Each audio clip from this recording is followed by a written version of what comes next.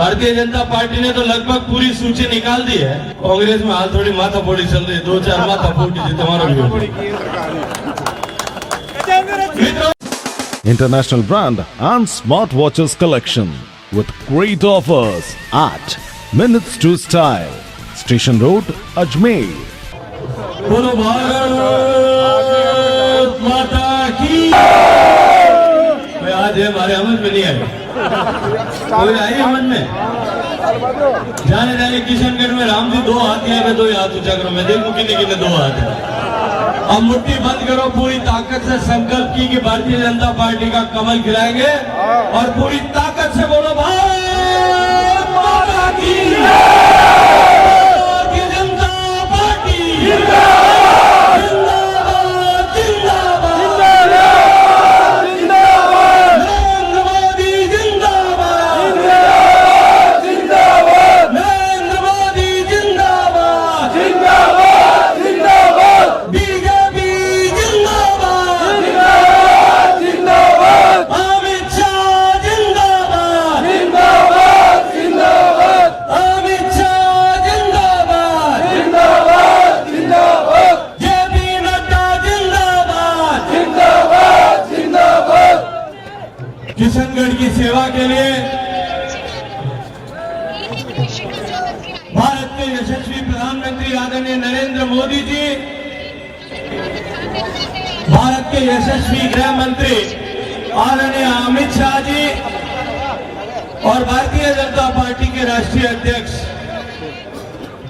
आदरणीय जेपी नड्डा जी के आदेश पर एक बार फिर किशनगढ़ की सेवा के लिए आप सबके बीच में आए हुए आदरणीय भागीरथ चौधरी जी, मंच पर उपस्थित आदरणीय पाटनी जी, आदरणीय चेयरमैन साहब, भारतीय जनता पार्टी के आदरणीय जगदीश सिंह जी से लेकर के सभी वरिष्ठ ज्येष्ठ कार्यकर्ता, महिला मोर्चा की अध्यक्ष से लेकर के महिला मोर्चा की सारी दायित्ववान बहनें, इस विशाल नामांकन सभा में उपस्थित दूर दराज के गांवों से आए हुए सभी पिता तुल्य बुजुर्ग, मातृशक्ति, युवा साथियों और पत्रकार मित्रों, चुनाव के लिए रणभेरी बज चुकी है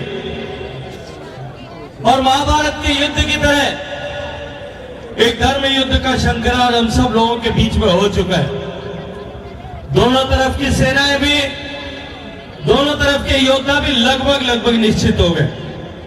भारतीय जनता पार्टी ने तो लगभग पूरी सूची निकाल दी है। कांग्रेस में हाल थोड़ी माथाफोड़ी चल रही है, 2-4 माथाफोड़ी जी तुम्हारा भी। मित्रों, पिछले 5 साल से राजस्थान में जिस तरह का सरकार था, किसानों को धोखा देकर के युवाओं को भविष्य का एक झूठा आईना दिखा करके, मेरी माताओं बहनों को सुरक्षा की झूठी गारंटी देकर के कांग्रेस पार्टी 2018 में छल और फरेब करके सत्ता में आई थी। लेकिन 2018 से लेकर के अब तक राजस्थान में के साथ जिस तरह से इस कांग्रेस पार्टी ने धोखा किया, एक तरफ किसानों के उन सपनों को बिखेरते हुए, उनके ऊपर कुठाराघात करते हुए, उनके विश्वास के साथ में घात करते हुए, उनके साथ धोखा करते हुए जो वादा किया था उस वादे से मुकर करके किसान को जमीन की नीलामी और उसके कारण से आत्महत्या करने के लिए मजबूर किया। राजस्थान में इस धोखेबाज सरकार के चलते हजारों किसानों की जमीनें या तो नीलाम हुई या आज नीलामी के तलवार उनके कंधों पर, उनकी गर्दन पर आज भी लटक रही।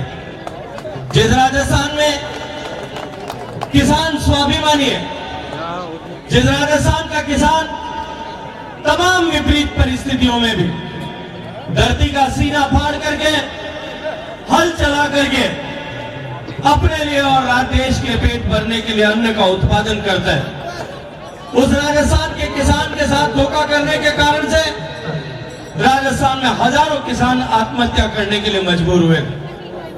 मित्रों, भारतीय जनता पार्टी और 2018 में सरकार जाने के बाद में जो ये कांग्रेस की अशोक गहलोत सरकार बनी, इस सरकार ने किसानों के साथ साथ में युवाओं के साथ में भी अन्याय किया। राजस्थान में गरीब का बेटा, किसान का बेटा, मजदूर का बेटा,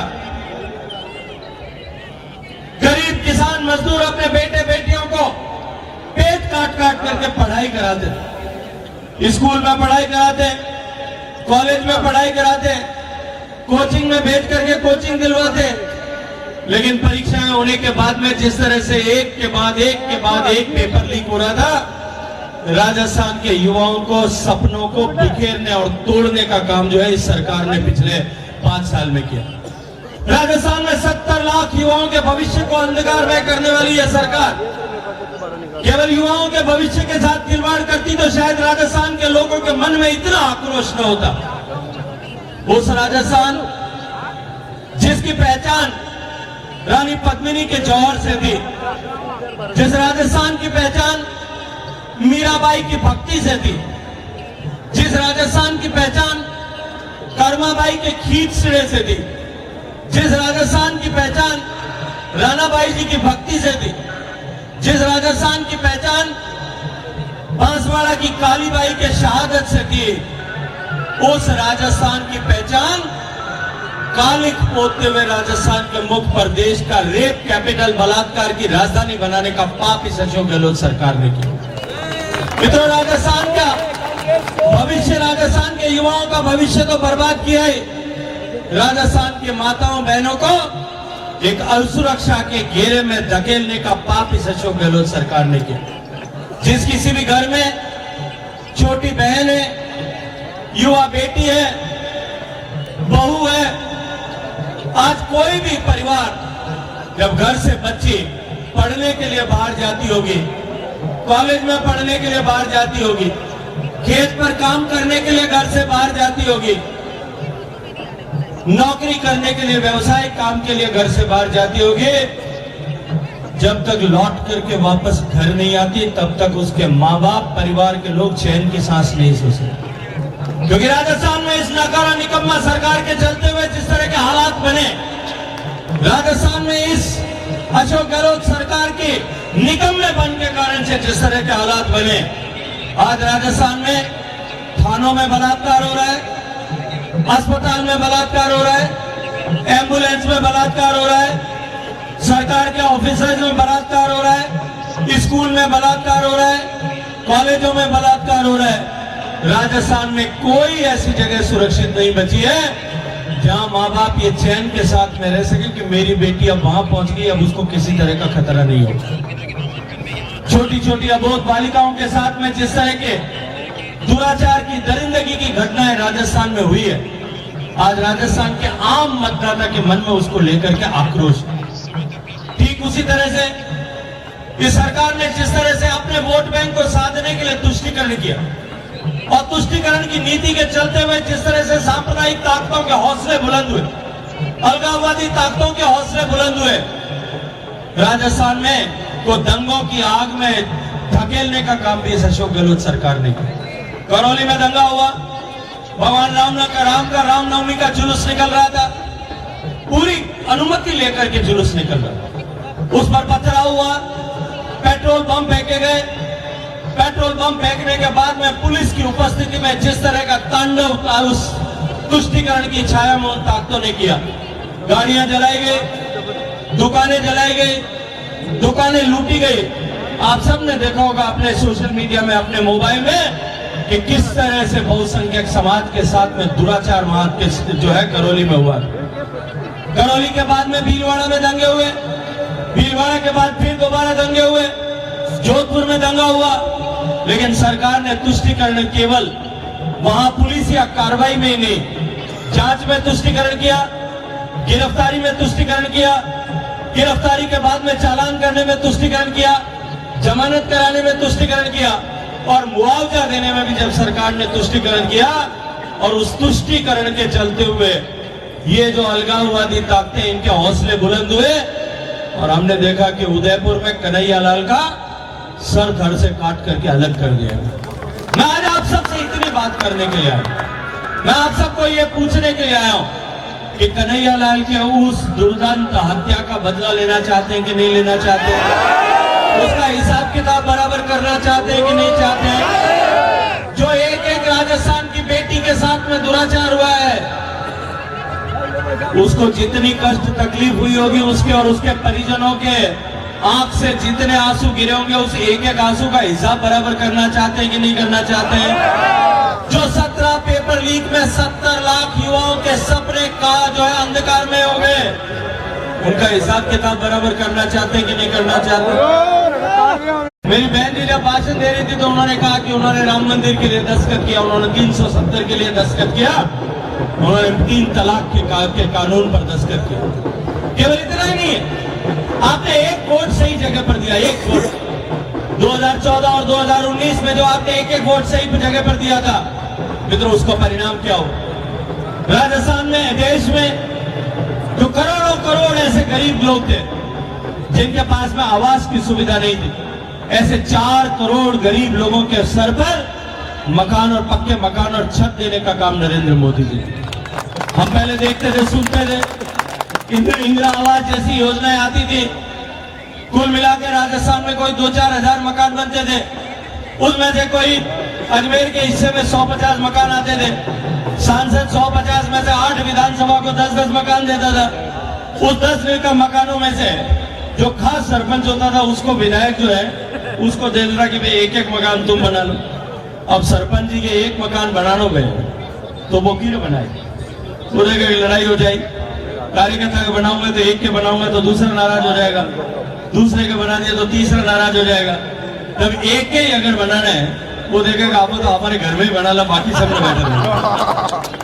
इंदिरा आवास में आवास मिलेगा इसकी बाट जोते जोते लोग दूर से देखते थे, लेकिन मोदी जी ने एक नया गवर्निंग फार्मूला दिया। उन्होंने कहा कि जो भी कोई काम करेंगे वो काम चाहे आवास बनाने के विषय को लेकर के हो, चाहे गैस का कनेक्शन देने के विषय को लेकर के हो, चाहे घर घर बिजली पहुंचाने के विषय को लेकर के हो, हर गरीब के घर में बैंक का खाता खुले उस विषय को लेकर के हो, हर गरीब को चिकित्सा की सुविधा के लिए इंश्योरेंस की सुविधा मिले उसको लेकर के हो, हर घर तक पीने का पानी पहुंचाने का विषय हो उसको लेकर के हो। माननीय मोदी जी ने एक फार्मूला दिया, जो भी काम हाथ में लेंगे हिंदुस्तान का हर व्यक्ति, हर परिवार जो पात्र है उस तक उसका लाभ पहुंचना चाहिए, बिना किसी भेदभाव के, बिना किसी राजनीतिक भेदभाव के उसको काम को पूरा करें। भाई जब आपका बैंक का खाता खोला था तब किसी ने आपको जाति पूछी थी क्या? जब आपके गांव में बिजली नहीं थी, बिजली लगा रहे थे, तब आपको किसी ने पूछा था कि किसको वोट दिया है? मेरी ये माताएं बहनें बैठी हैं, आपके घर में जब शौचालय बन रहे थे तब किसी ने आपको पूछा था क्या कि आपके गांव में वोट आए कि नहीं आए? जब आपको गैस का चूल्हा दे रहे थे तब ढूंढ ढूंढ के दे रहे थे कि नहीं दे रहे थे चूल्हा? ये देश में एक परिवर्तन का काम माननीय प्रधानमंत्री जी ने किया। गरीब के जीवन में परिवर्तन लाने के लिए जितनी योजनाएं उन्होंने प्रारंभ की और उन योजनाओं को जिस तरह से धरातल पर उतारा, उसका प्रभाव यह हुआ कि पिछले 9 साल, 9.5 साल में मोदी जी के प्रधानमंत्री बनने के बाद में देश में 13 करोड़ से ज्यादा लोग गरीबी रेखा के बाहर निकल करके आज निम्न मध्यम वर्ग या उच्च मध्यम वर्ग की जीवन जीने का सौभाग्य प्राप्त कर सके। मित्रों, ये जो परिवर्तन देश में हुआ, इसके अतिरिक्त धरती से लेकर के चांद तक भारत की ताकत बढ़ी कि नहीं बढ़ी? भारत की ताकत धरती से लेकर के चांद तक बढ़ी कि नहीं बढ़ी? भारत का सम्मान पूरी दुनिया में बढ़ा कि नहीं बढ़ा? गरीब के जीवन में परिवर्तन लाने के साथ साथ में देश का सम्मान बढ़ाने का काम माननीय नरेंद्र मोदी जी ने किया। एक तरफ देश का सम्मान बढ़ाने वाली सरकार है, एक तरफ देश के हर एक जाति वर्ग संवर्ग संप्रदाय का भला करने वाली सरकार है, और दूसरी तरफ राजस्थान के मुंह पर कालिक पोतने वाली सरकार।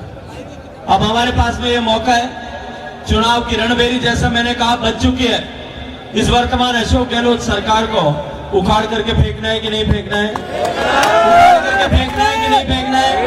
सरकार को बदलना चाहते हैं कि नहीं चाहते हैं? हिसाब किताब बराबर करना चाहते हैं कि नहीं चाहते हैं? पिछली बार जो कमी रह गई थी किशनगंज में उसको पूरा करना चाहते हैं कि नहीं चाहते हैं? पूरी ताकत के साथ बदलाव करना चाहते हैं कि नहीं चाहते? कौन करेगा? कौन करेगा? कौन करेगा? कौन करेगा? परिवर्तन लाने का संकल्प लेने का समय, और मैं ये संकल्प दिलाने के लिए आज आप सबके बीच में आया हूं। ये तो माननीय प्रधानमंत्री जी के आशीर्वाद से, ये भागीरथी जैसे किस्मत वाले कम ही होते हैं। न तो कोई टिकट मांगा, न किसी को एप्लीकेशन दी। मेरे खास मित्र हैं, लेकिन मेरे को भी नहीं बताया कि मेरे को टिकट देना है। मोदी जी ने और अमित भाई ने, राष्ट्रीय अध्यक्ष ने तय कर दिया, लेकिन पार्टी के सच्चे सिपाही की तरह एमपी का काम छोड़ करके आपकी सेवा के लिए आ गए। अब जब आपकी सेवा के लिए आ गए, देखो भाई, आपने बाप लियोड़ो सिक्को है, पहले आपने काम में लियोड़ा है कि नहीं लियोड़ा? खरो सिक्को है कि नहीं है? जोर बोलो, खरो है कि नहीं है? अब खरा सिक्का है तो उसको वापस कामयाब करना है कि नहीं करना है? और उसकी जिम्मेदारी किसकी है?